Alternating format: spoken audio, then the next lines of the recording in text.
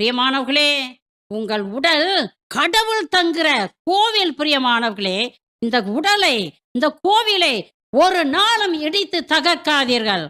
Price the Lord. Praise the Lord. பிரியமானவர்களே, ஒருபால் புணர்ச்சி இயற்கைக்கு மாறான பாவம். இந்த கொடிய பாவத்தை பலரும் இது ஓகே, இது அவருடைய உரிமை, அவருடைய உரிமையிலையும் அவருடைய சுதந்திரத்திலையும் நம்ம தலையிடக்கூடாது என்றும் சொல்கிறார்கள்.